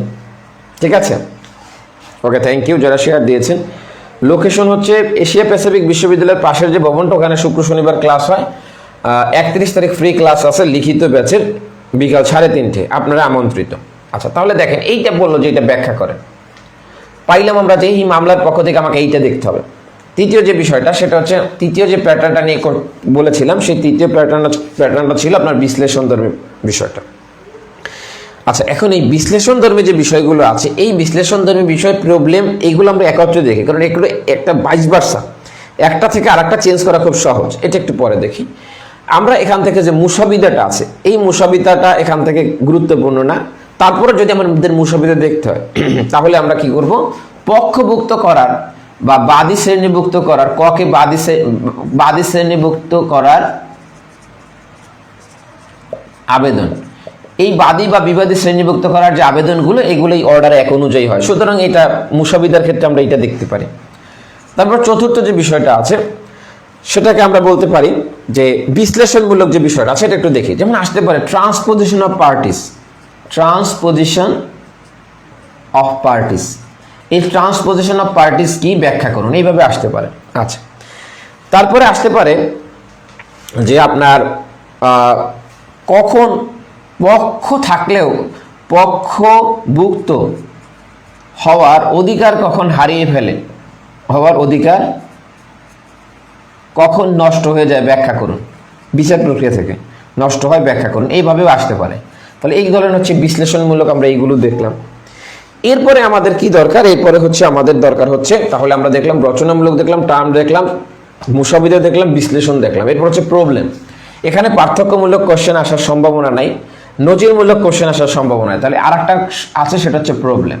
তাহলে প্রবলেমে আমি কি দেখতে পারি, প্রবলেমে আমি দেখতে পারি যে এই যে বন্টন মামলায় কাকে বাদ দিলে এই মামলাটা খারিজ হয়, কাকে বাদ দিলে মামলা চলবে না। আপনার যদি হচ্ছে যেটাকে আমরা বলি নিষেধাজ্ঞার মামলায় কাকে আপনাকে যুক্ত না করলে আপনার মামলাটা চলবে না। তারপর হচ্ছে যে গ্রান্টার আছে, যদি আমি যে ব্যাংকের যে ঋণ আছে, সেই ঋণের মামলায় গ্রান্টারের লায়াবিলিটি কতটুকু, কাকে বাদ দিলে মামলা চলবে না। তারপর আমরা দেখতে পাই হ্যাঁ, তাহলে যিনি বিবাদী আছেন, সেই বিবাদীর ওয়ারিশকে পক্ষভুক্ত করা কখন প্রয়োজন, কখন প্রয়োজন নাই, ঠিক আছে। যদি পক্ষভুক্ত না হয় তখন কখন মামলা খারিজ হয়, কখন হয়। এই রকমের প্রবলেম যে বিষয়গুলো আছে, এই বিষয়গুলো আইডেন্টিফাই করে করে এইগুলো দেখতে হবে। তাহলে দেখেন, এই একটা টপিক আপনার হ্যাঁ সহজে লিখিত প্রস্তুতি নেয়ার এবং ভালো করার উপায় হচ্ছে এই রকমের, যে আপনাকে আগে আইডেন্টিফাই করতে হবে আমি কোন টপিকটা পড়বো। এই টপিকটার উপর আমার যে বার কাউন্সিল লিখিততে যে 7 প্যাটার্নের কোশ্চেনগুলো আসে, এই 7 প্যাটার্নের কোশ্চেনগুলোর মধ্যে আমার এখানে কোন কোন প্যাটার্নের কোন কোন প্রশ্নটা আসতে হবে, এটা কিন্তু আমি এক্সাম্পল হিসেবে দেখাইছি। নট আমি বলি না যে এইগুলোই আপনাকে পড়তে হবে, এটা আমি এক্সাম্পল হিসেবে দেখাইছি। যে ধরেন মামলার পক্ষ আপনার ইম্পর্টেন্ট, তাহলে আপনি এই বিষয়গুলো বিবেচনা রেখে পড়বেন। আপনার একদম বিশ্বাস করেন আপনার প্রিপারেশনটা খুব শর্ট হবে, আমাদের প্রিপারেশনটা খুবই শর্ট হবে কিন্তু খুব ইফেক্টিভ হবে। কেন ইফেক্টিভ হবে? প্রিলিতে যে কোনো ধারা থেকে কোশ্চেন আসে, রিটেনের টপিকের বাইরে কোশ্চেন আসে না। আপনাকে কখনোই বলবে না যে নিষেধাজ্ঞার সাথে, নিষেধাজ্ঞার রিলেটেডই কোশ্চেনগুলো থাকবে, নিষেধাজ্ঞার সাথে বলবে না রিসিভার কি, বলো জিনিসটাকে বুঝতে পেরেছেন? যে রিটেনের মজাটা এখানে, প্রিলির চাইতে রিটেনে আপনি অল্প সময়ে ভালো প্রস্তুতি নিতে পারেন। কিভাবে? জাস্ট এইভাবে যে আপনাকে প্রিলির কোশ্চেনটা টোটালি সেকশন ওয়াইজ, এক সেকশন থেকে কোশ্চেন দিতে পারে, 511 ধারা থেকে কোশ্চেন দিতে পারে। কিন্তু রিটেনের যে প্রস্তুতিটা হচ্ছে টপিক ওয়াইজ বা টপিক ওয়াইজ কোশ্চেন করে। যখন একজন প্রশ্নকর্তা কোশ্চেন করে তখন এটার আশেপাশে থাকারই চেষ্টা করে। জিনিসটা বুঝতে পেরেছেন? আপনি একটু অ্যানালাইজ করে দেখবেন যেইটাই হয়। সুতরাং রিটেনে আপনাকে প্রশ্ন আইডেন্টিফাই করা, প্রশ্ন কমন পড়ে, এগুলো খুব সহজ, খুবই সহজ। তাহলে আপনাকে জাস্ট একটু বুদ্ধিমান হতে হবে যে আমাকে কিছু টপিক সিলেক্ট করতে হবে, টপিক সিলেক্ট করে এই টপিকের আন্ডার আমাকে এইগুলো পড়তে হবে, এইগুলো ইম্পর্টেন্ট, সুতরাং এবার আমি কাজে লেগে পড়ি। এই হচ্ছে আপনার কাজ। আচ্ছা ধরেন, আচ্ছা এই একটা এক্সাম্পল দিলাম, এত এক্সাম্পলের দরকার নেই, জাস্ট শিখালাম যে এই 7 প্যাটার্নের বিষয়টা বিবেচনায় রেখে এই বিষয়গুলো পড়বো, এইগুলো পড়ে এইগুলো পড়া শুরু করে দেয়া, দেখবেন আপনার প্রিপারেশনটা খুব সহজ হয়ে যাচ্ছে। এরপরে যে কথাটা নিয়ে, তাহলে প্রিপারেশনটা কিভাবে নেবেন আশা করি বুঝতে পেরেছেন। আপনারা যারা একদম টোটাল প্রিপারেশনটা আমাদের সাথে নিতে চান, একদম প্রত্যেকটা টপিক ওয়াইজ প্রস্তুতি এবং একদম সাজেশন ভিত্তিক প্রস্তুতি, নোট, মডেল টেস্ট সব কিছু সহ, তারা আমাদের সাথে যুক্ত হতে পারেন। অলরেডি আমার বেশ কিছু স্টুডেন্ট কমেন্ট করেছে। শাহিন বলেছেন গত 1.5 বছর ভাইয়ার সাথে ছিলাম, জাস্ট ভাইয়ার প্রতিটা ক্লাস করেছি আর নোট নিয়েছি, আলহামদুলিল্লাহ প্রথমবারে প্লে রিটেন পাস করেছি। ভাইয়ার ক্লাস এবং থ্যাংক ইউ শাহিন ভাই। আরও কে কে আছেন একটু জানিয়ে বলবেন। ওকে, তাহলে এটাই হচ্ছে বিষয়, আপনাকে কিছুই করতে হবে না, আপনার কাজ শুধু আমরা যেটা পড়াবো এটা পড়ে আয়ত্তে নিয়ে আসা। আপনি যদি আপনার পড়াটা মানে পড়ার গ্যারান্টি দেন, আপনাকে পাশের গ্যারান্টি দেবো ইনশাল্লাহ, ঠিক আছে। আচ্ছা, এখন একটু বলি, সেটা হচ্ছে দেখেন 3 ধরনের প্রশ্ন যেগুলো হচ্ছে ম্যাক্সিমাম নাম্বার তোলা যায় এবং যেগুলো হচ্ছে বেশিরভাগ আসে, এই 3 ধরনের প্রশ্নগুলো আসে বিচার প্রক্রিয়া থেকে। এবছরও যে বিশ্লেষণমূলক বা এক্সেপশনাল কোশ্চেনগুলো ছিল বিচার প্রক্রিয়া থেকে হুবহু দিয়েছে, আমি হুবহু পেজের নাম্বার বলে দিব আপনাকে। আচ্ছা, আর যেটা আর কি বলতেছিলাম, তো এখন এই বিচার প্রক্রিয়াটা আপনি কিভাবে পড়বেন সেটা নিয়ে একটু কথা বলি। বিচার প্রক্রিয়া বার লিখিততে যদি আপনাকে ভালো করতে হয় তাহলে আপনাকে বিচার প্রক্রিয়াটা পড়তে হবে। এখন দেখেন, বিচার প্রক্রিয়া যে বইটা আপনারা অনেকে কিনেছেন, কেনার পরে এটাকে রেখে দিয়েছেন বা পড়তে পারেন না বা পড়ার সাহস করেন না। এটার কারণটা কি? এটার কারণটা হচ্ছে এই বিচার প্রক্রিয়াটা আমি অন্তত 25 বার পড়েছি। আপনাকে যদি একটা ক্যাপাসিটি অর্জন করতে হয় তাহলে এটাকে অনেকবার পড়তে হবে। কেন এটাকে অনেকবার পড়তে হবে? কারণ এখানে দেখবেন অনেকগুলো মামলার ফ্যাক্ট সুন্দরভাবে দেয়া, একদম টপিক ওয়াইজ দেয়া, বাট আপনারা এটা আইডেন্টিফাই করা খুব কঠিন। বুঝতে পেরেছেন যে আপনাকে তো প্রশ্ন বুঝে আইডেন্টিফাই করতে হবে, আপনারা আইডেন্টিফাই করাটা খুব কঠিন। এখন আপনাকে কি করতে হবে? আপনাকে যে কাজটা করতে হবে সেটা হচ্ছে এটাকে একজন যিনি এই বিষয় সম্পর্কে দক্ষ আছেন তার হেল্প নিতে হবে। হেল্প বিচার প্রক্রিয়াটা আপনি নিজে পারবেন, অনেকবার পড়তে হবে, কিন্তু যদি খুব সহজে আপনি এটাকে পড়তে চান তাহলে এটাকে হেল্প নিয়ে আপনাকে পড়তে হবে। কিভাবে? ধরেন আপনি এখানে তো আর টপিক ওয়াইজ ওভাবে আলোচনা করা নাই, আপনাকে জানতে হবে আপনার এখানে কতটুকু পড়বেন। ধরেন আপনি মামলার পক্ষ পড়লেন, এখন এই মামলার পক্ষ পড়তে পড়তে বিচার প্রক্রিয়ায় গেলেন, বিচার প্রক্রিয়ায় দেখবেন অনেকগুলো উদাহরণ দেয়। এখন এইটা কোনটার সাথে কোনটা কানেক্টেড এইটা তো আপনাকে জানতে হবে। আমি আপনাদেরকে কিছু উদাহরণ দিব বা বিচার প্রক্রিয়া থেকে কিছু কথা বলবো, আপনারা একটু আপনাদের কমন সেন্স অ্যাপ্লাই করে পারলে একটু আইডেন্টিফাই করে বলবেন যে এইটা আসলে কোন টপিক রিলেটেড, ঠিক আছে? আমরা একটু আসেন মজার গেমস খেলি বা একটু খেলি। ওকে, আপনাদেরকে বলবো আবারও আমাদের যে আজকের সেশনটা আছে সেই সেশনটা একটু শেয়ার দিয়ে দিবেন এবং শেয়ার দিয়ে ডান লিখবেন। আপনাদের মধ্য থেকে যারা আমাদের সাথে যুক্ত হতে চান উপরের নাম্বারে যোগাযোগ করবেন। 30 অক্টোবর ক্লাস শুরু, 29 তারিখ পর্যন্ত ভর্তি নিচ্ছি। আবার প্রিলি প্যাকেজে 29 তারিখ ক্লাস শুরু, আর 31 তারিখ একটা ফ্রি ক্লাস আছে অফলাইনে। আপনারা যারা অফলাইনে যুক্ত হতে চান ইনবক্স করবেন। হ্যাঁ, বিচার প্রক্রিয়া আলাদা একটা বই। ওকে, ঠিক আছে, তাহলে আমরা একটা এক্সাম্পল দিই, দেখি আপনার এই বিষয়টা কোন টপিকের সাথে রিলেটেড, আপনারা রিলেটেড করতে পারেন কিনা বা এটার উত্তরটা আপনারা জানেন কিনা। ধরেন এ নামক একজন ব্যক্তি, ইনি হচ্ছে মহিলা। এই মহিলার 3টা সন্তান আছে। এই 3টা সন্তানের মধ্যে বি নামক একটা সন্তান আছে, এর হচ্ছে একটু ধুরন্ধর ক্যাটাগরি।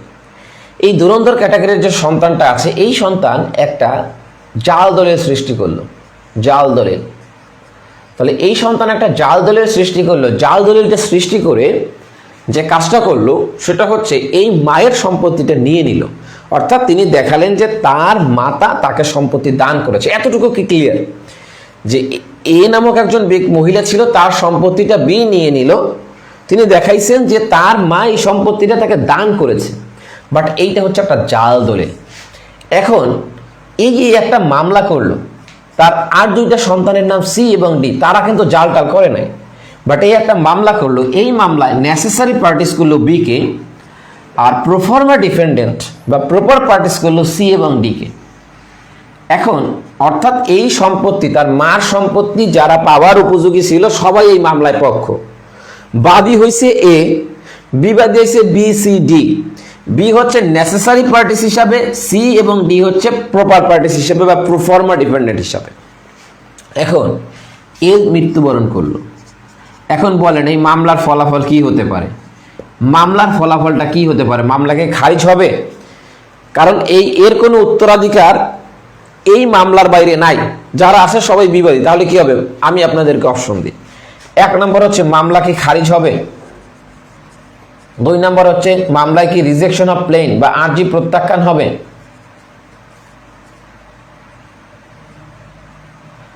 3 নম্বর হচ্ছে পক্ষভুক্ত হতে পারবে?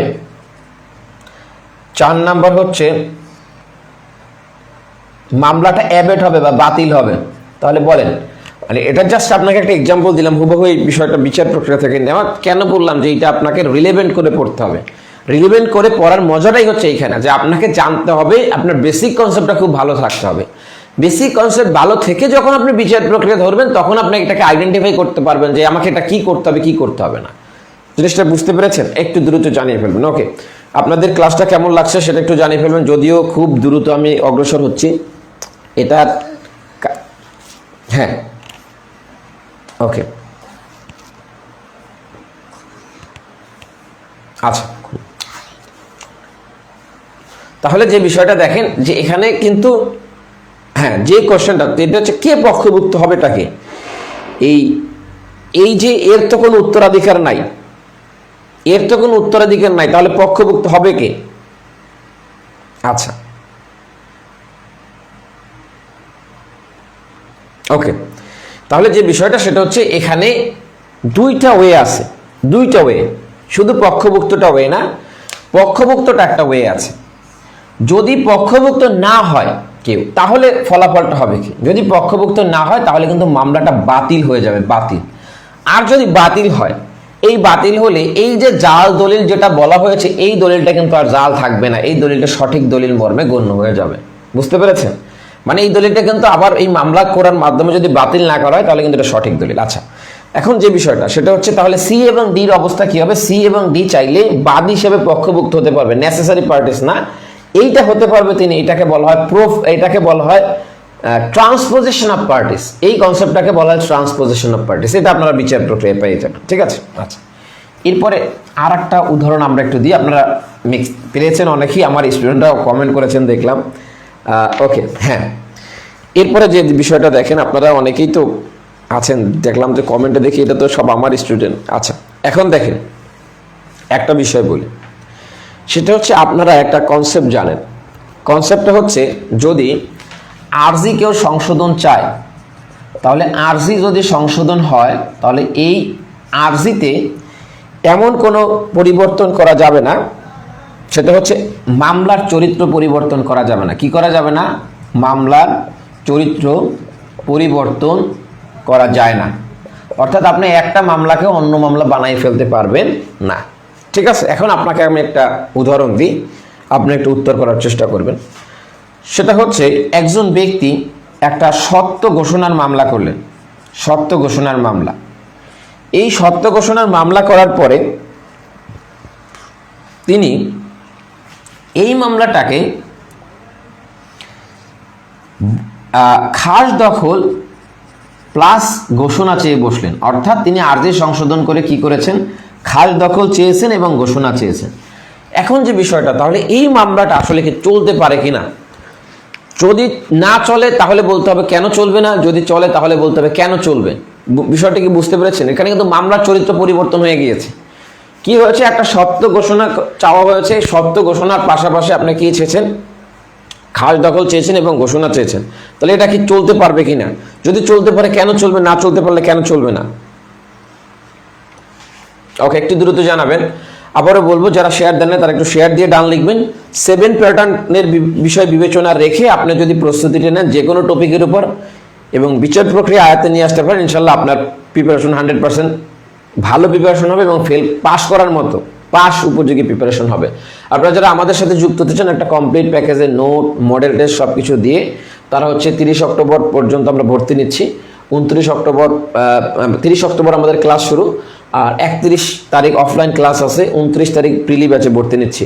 একদম কমপ্লিট প্যাকেজ যারা যুক্ত হতে চান উপরের নাম্বারে অথবা ইনবক্সে যোগাযোগ করবেন। ওকে আচ্ছা, দীপ আপনারা যারা আমার স্টুডেন্ট আছেন, পাস করছেন, আপনারা আগে কমেন্ট করলে তো সবাই এটা নিয়ে আপনারা কমেন্ট দেখে কমেন্ট করবে। ঠিক আছে? আপনারা তো এগুলো জানেন, এগুলো তো আপনাদের পড়ানো হয়েছে, বুঝতে পারছেন? তাহলে যে বিষয়টা, তাহলে এটা কেন চলবে দেখেন। এখন এখানে চলার কারণ হচ্ছে মামলার মূল বিষয়টা একই না। এটাকে যে কনসেপ্টটা বলা হচ্ছে সেটা হচ্ছে এখানে ফান্ডামেন্টাল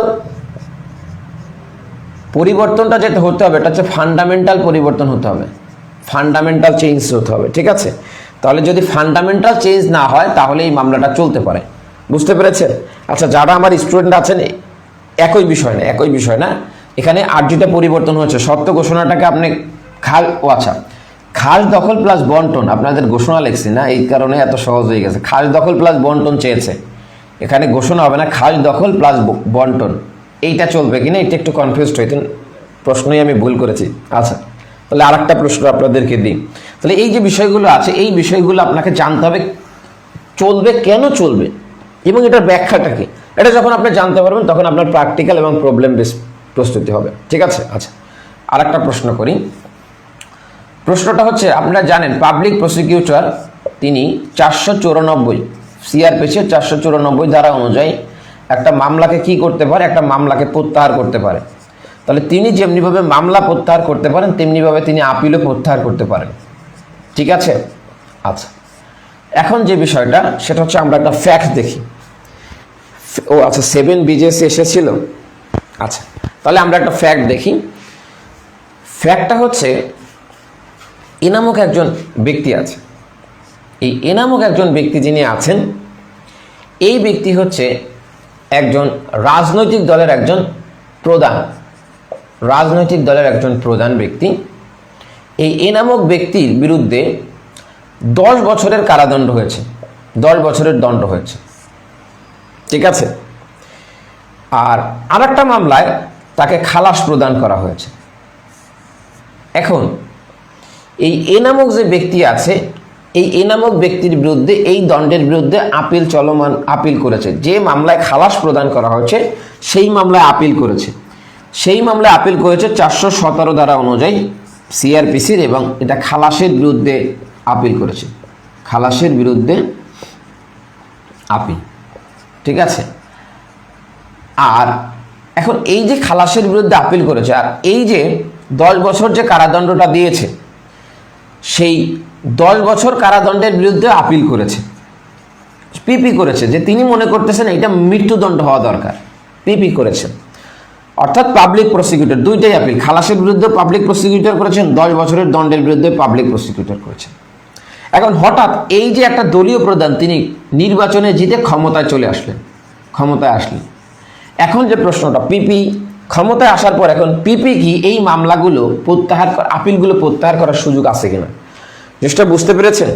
যে তিনি একটা খালাসের পিপি মামলাও প্রত্যাহার করতে পারে, আপিলও প্রত্যাহার করতে পারে রাষ্ট্রের অনুমতি নিয়ে। এখন এমন একজন ব্যক্তির বিরুদ্ধে 2টা দণ্ড দিয়েছে, একটা 10 বছরের আর একটা মামলায় খালাস, 2টার বিরুদ্ধে আপিল করেছে।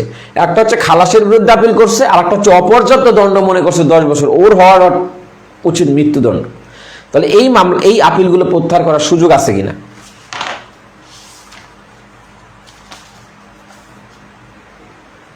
ওকে, একটু জানিয়ে ফেলবেন দ্রুত। আপনারা যারা আমাদের সাথে প্রস্তুতি নিতে চান উপরের নাম্বারে যোগাযোগ করবেন।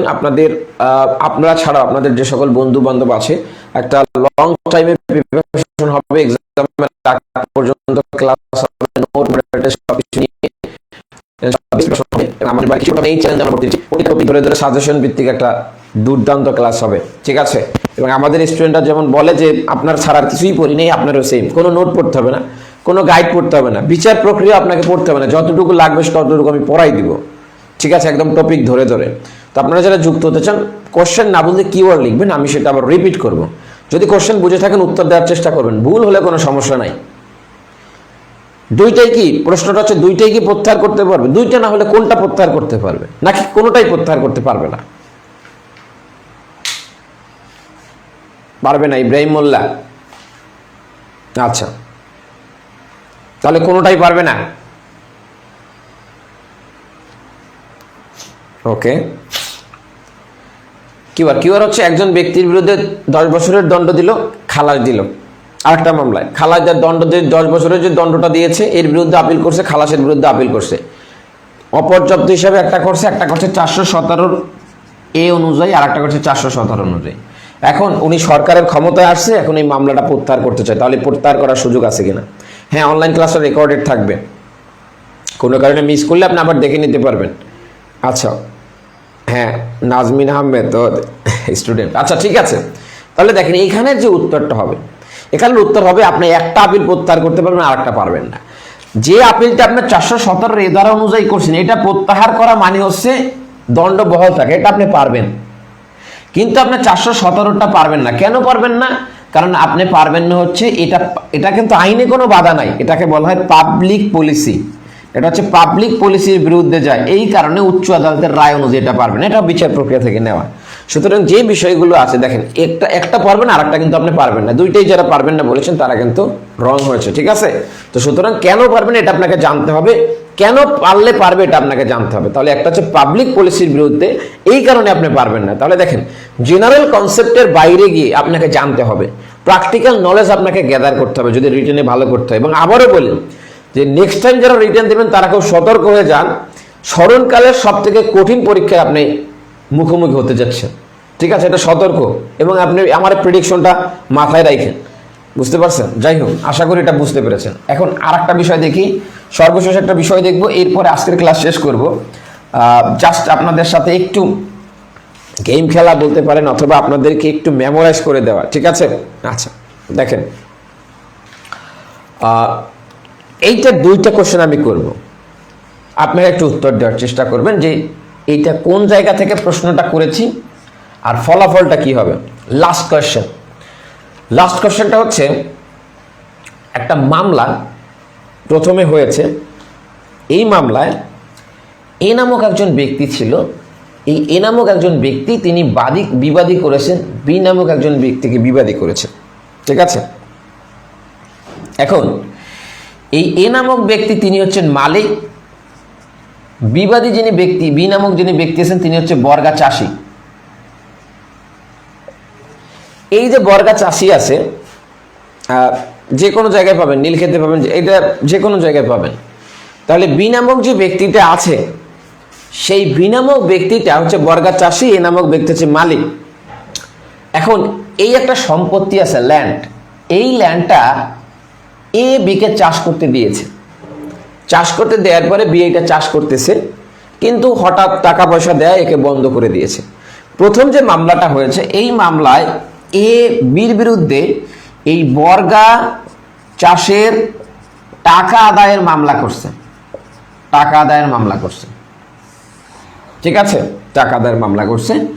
এই মামলায় আদালত এর পক্ষে রায় প্রদান করলো এবং বলল যে হ্যাঁ, তুমি 5,000 টাকা পাবা, ঠিক আছে? আচ্ছা, কিছুদিন পর বি একটা মামলা করলো, বি ভার্সেস এ। এখন বি মামলা করলো, কিসের মামলা করলো? তিনি মামলা করলো যে এই যে তার সম্পত্তি আছে সেই খাস দখলের মামলা করলো, খাস দখল প্লাস সত্ত্বের ঘোষণা। অর্থাৎ যে এই ল্যান্ডটা আছে, এই ল্যান্ডের নাম ধরেন এক্স ল্যান্ড, তাহলে এই এক্স ল্যান্ডের খাস দখল এবং সত্ত্বের ঘোষণা তিনি মামলা করলেন। এখন আপনার কাছে যে প্রশ্নটা সেটা হচ্ছে, এই যে কোশ্চেনটা করলাম এইটার টপিকের নাম কি? আগে একটু অপশন দিব না, আপনাকে একটু বের করতে হবে যে এই কোশ্চেনটা আমি কোন টপিক থেকে দিয়েছি।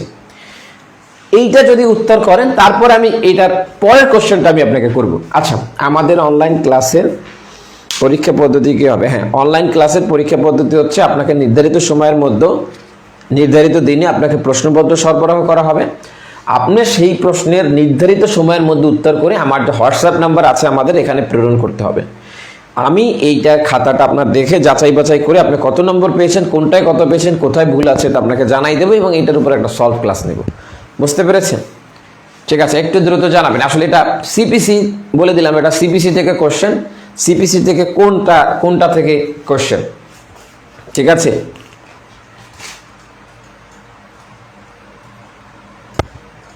ওকে, কোন টপিক থেকে? যদি অপশন প্রয়োজন হয় আমি অপশন দিব। সেকশন 9 থেকে, ওকে। দ্বিতীয় এসআর অ্যাক্টের সেকশন 9, আচ্ছা। সিপিসি থেকে আরো সহজ করে দিলাম।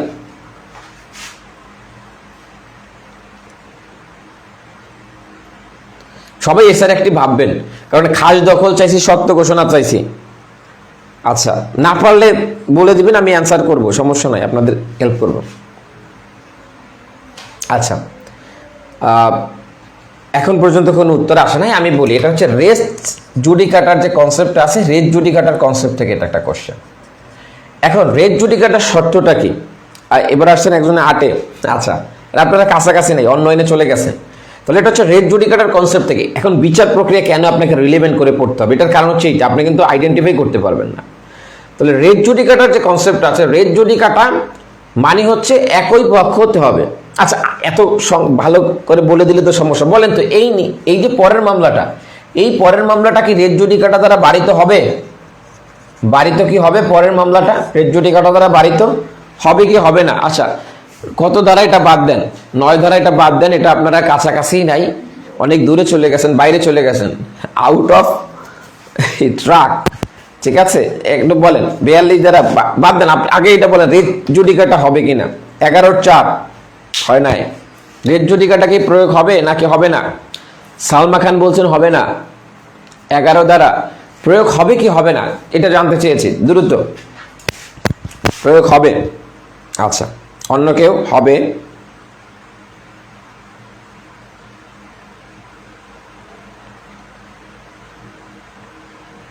আচ্ছা, এখন দেখেন রেট জুডিকাটার শর্তটা কি। রেট জুডিকাটার শর্ত হচ্ছে একই পক্ষ হতে হবে, একই বিষয়বস্তু থাকতে হবে, একই বিচার্য বিষয় থাকতে হবে। তাহলে বিচার্য বিষয় কি হতে হবে? বিচার্য বিষয় একই বিচার্য বিষয় হতে হবে। এখন দেখেন এখানে বিচার্য বিষয় কি সেম? এক জায়গায় হচ্ছে বিচার্য বিষয় ছিল বর্গা চাষের টাকা আদায়ের বিষয়, আর এক জায়গায় ছিল খাস দখল এবং সত্ত্ব ঘোষণা। তাহলে বিচার্য বিষয় তো সেম না। তাহলে বিচার্য বিষয় যদি সেম না হয়, এখন বলেন যে বিচার্য বিষয় সেম না হলে কেন এটা হবে? আমি যদি বলি হবে, তাহলে তো আমাকে বলতে হবে যে কেন হবে। তাহলে এখানে তো বিচার্য বিষয় আলাদা, আপনাকে আন্ডার সেম টাইটেল থাকতে হবে, কিন্তু বিচার্য বিষয় ভিন্ন হলে তো আসলে এই মামলাটা রেট জুডিকাটা দ্বারা বাড়িতে হয় না। তাহলে বিচার্য বিষয় তো আলাদা, এখানে বিচার্য বিষয়টা তো আলাদা, তাহলে কেন এটা রেট জুডিকাটা দ্বারা বাড়িতে হবে? এবার বলেন কেন এটা বাড়িতে হবে?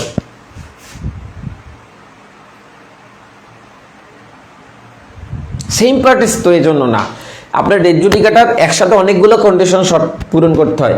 Same parties, same matter, same আপনার হচ্ছে বিচার্য বিষয়,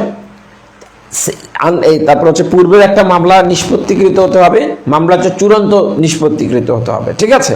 তাহলে এখন যে বিষয়টা সেগুলো এখানে বিচার্য বিষয় তো ডিফারেন্ট আছে। তাহলে কেন প্রয়োগ হবে এটা বলেন।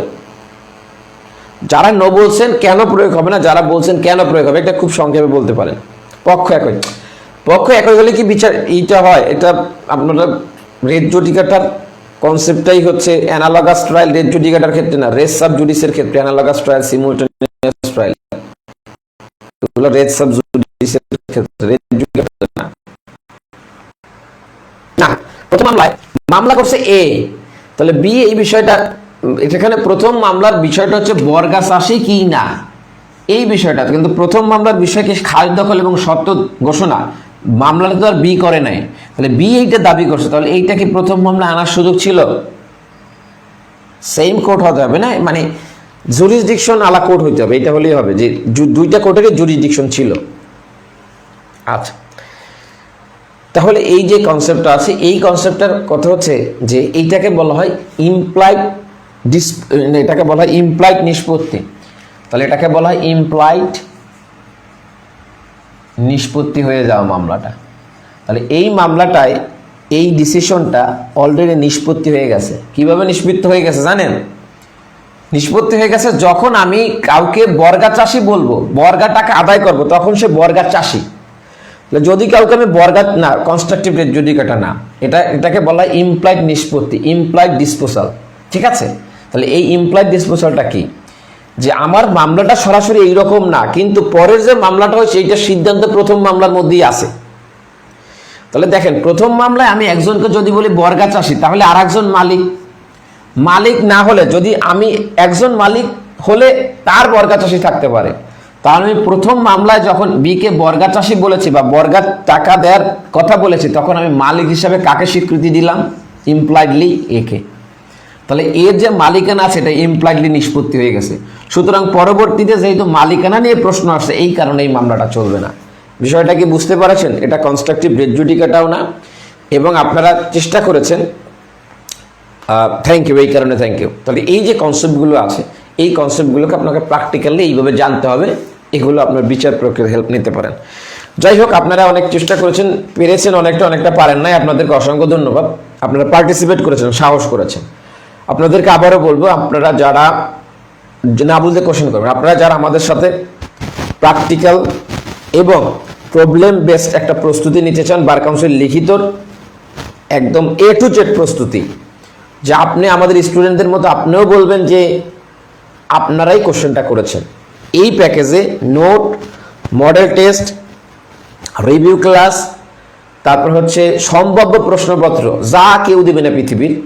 এবং কালকে তো একজন স্টুডেন্ট লিখেছে যে আমাদের যে সাজেশন বা প্রশ্নপত্র এইগুলো নিয়ে মানে করে আর কি, অনেকে ভিডিও বানায়। তো যাই হোক, এগুলো বাদ দিয়ে সম্ভাব্য প্রশ্নপত্র সহ সব কিছুই প্যাকেজে ইনক্লুডেড। আপনারা চাইলে অফলাইন বা অনলাইন যেখানে 30 তারিখ ক্লাস, 29 তারিখ প্রিলি ব্যাচ, 29 তারিখ পর্যন্ত ভর্তি হতে পারবেন, 31 তারিখ অফলাইন ক্লাস। আপনারা চাইলে যুক্ত হতে পারেন উপরের নাম্বার অথবা ইনবক্সে যোগাযোগ করতে পারেন। আচ্ছা, আজকের সেশন নিয়ে কোনো কোশ্চেন আছে কিনা আবারও বলি, খুব সংক্ষেপে বলি। আপনাকে যে টপিক বার কাউন্সিল লিখিত প্রস্তুতি নিতে হলে প্রথমে আপনাকে জানতে হবে কি পড়তে হবে, তারপরে এই টপিকটার কোন কোন বিষয় নিয়ে কোশ্চেন হতে পারে, তারপর হচ্ছে আপনাকে এই টপিকটার সাথে বিচার প্রক্রিয়ার বিশ্লেষণ এবং প্রবলেমের কানেকশনটা কি। এই তিনটা বিষয় যদি আইডেন্টিফাই করতে পারেন, আপনার রিটেন প্রস্তুতি 100% হবে এবং আপনাকে রিটেনে আটকানোর মতো আসলে সুযোগ থাকবে না। আচ্ছা, আমরা যেটা চিন্তা ভাবনা করেছি সেটা হচ্ছে আমরা খুব শীঘ্রই 30 তারিখে আপনাদের জন্য একটা ফ্রি ক্লাস রাখবো এবং এই ক্লাসে আমরা একটা সাজেশন প্রোভাইড করবো। সাজেশন 30 তারিখে একটা ফ্রি ক্লাস রাখবো। 30 তারিখের প্রথম ক্লাস, 30 তারিখে একটা সাজেশন প্রদান করবো আপনাদেরকে, প্লাস আমরা একটা টপিক ধরে দেখাবো এই টপিকটায় কিভাবে প্রস্তুতি নেবেন, টপিকের উপর প্রস্তুতি কিভাবে নেবেন, এইটার একটা সাজেশন, একটা মডেল ক্লাস রাখবো। আপনারা একটু কমেন্টে জানাবেন আপনারা কোন সাবজেক্টের ক্লাস চান, দ্রুত জানিয়ে ফেলবেন কোন সাবজেক্টের ক্লাস চান। আপনাদের আজকের সেশন কেমন লাগলো এটাও জানিয়ে ফেলবেন। উপকৃত হতে পেরেছেন কে কে, আদৌ উপকৃত হতে পেরেছেন কিনা এটাও জানিয়ে ফেলবেন। কোন সাবজেক্টের, হ্যাঁ অনলাইন ক্লাস, আমাদের অনলাইন অফলাইন দুই জায়গায় পাবেন। আচ্ছা, একটু জানিয়ে ফেলবেন আপনার অনলাইন থেকে এইবার রিটেন কতজন পাস করছে। এখনও অনেকজনের কথা জানি না, আজকেও 4-5 জন জানাইছে যে পাস করছে। আমার এখন পর্যন্ত যে হিসাব হয়েছে তাতে আমাদের এখন পর্যন্ত 313 জন স্টুডেন্ট এখন পর্যন্ত জানাইছে তারা পাস করছেন। আচ্ছা, সিপিসি চেয়েছেন, সিপিসি ওকে। অন্য কোনো সাবজেক্ট দ্রুত জানাতে হবে। সেশন কেমন লাগলো এটা জানিয়ে ফেলবেন। দণ্ডবিধি okay, CrPC, CPC okay, thank you, খুব ভালো। নাজমিন একটা উপকৃত হচ্ছে এবং ক্লাস অনেক ভালো, okay thank you. SR, Salma, দণ্ডবিধি, সিপিসি ওকে, ঠিক আছে। হ্যাঁ, ওয়ালাইকুম আসসালাম, আলহামদুলিল্লাহ ভালো আছে, অনেক ভালো লাগলো, okay thank you. Penal code okay. Class রুটিনটা কেমন হবে, ফি কত? হ্যাঁ, ক্লাস সপ্তাহে 3 দিন হবে, ফিটি বাকিগুলো ইনবক্সে জানবেন। CrPC okay, thank you. CPC হলে ভালো, ওকে ঠিক আছে। সিপিসি ওকে, সবাই সিপিসির উত্তর দৌড়ায় কেন? সিপিসি আচ্ছা ঠিক, সিপিসি বিজয়, সিপিসি ক্লাস নেব 30 তারিখে, সাজেশন দিব সিপিসির, একটা টপিক কিভাবে পড়বেন এটা নিয়ে আলাপ করবো আজকের প্যাটার্নের, এবং এটা একটা মডেল ক্লাস হবে ইনশাল্লাহ। 30 তারিখে দেখা হবে আপনাদের সাথে। আপনারা যারা, আবারও বললাম যে একদম শুরু থেকে আপনার কিছুই জানার দরকার নেই, একদম বেসিক থেকে প্রিপারেশন শুরু করছেন, খুব অল্প পড়াই, খুব শর্টকাটে যারা খুব অল্প পড়ে কামিয়াব হতে চান তাদের জন্য উপরের নাম্বার। 30 তারিখ অনলাইন ব্যাচ, 31 তারিখ অফলাইন ব্যাচ। নোট একদম প্রিপারেশন 100% প্রিপারেশন নেওয়ার জন্য যে সকল উপাদান লাগে সব পাবেন এখানে, ঠিক আছে। আমাদের বাইরে, আবারও বলি, আমাদের এই যারা স্টুডেন্ট আছে কমেন্ট করছে, জানেন যে আমাদের বাইরে তাদের কিছু পড়া লাগছে কিনা, আপনারও কিছু লাগবে না ইনশাল্লাহ। বার কাউন্সিল লিখিত পাস করতে আমাদের বাইরে আপনাকে কিচ্ছু করতে হবে না, অন্য কিছু। এই গ্রান্টে দিয়ে আমরা ভর্তি নিচ্ছি, এই চ্যালেঞ্জে ভর্তি নিচ্ছি। যারা যুক্ত হতে চান উপরের নাম্বারে যোগাযোগ করবেন। ভালো থাকবেন, শুভরাত্রি। যারা পার্টিসিপেট করছেন অসংখ্য ধন্যবাদ। সিপিসির ক্লাসে আবার দেখা হবে আপনাদের সাথে। 30 তারিখের আগে যুক্ত হয়ে যাবেন ইনশাল্লাহ। শুভরাত্রি।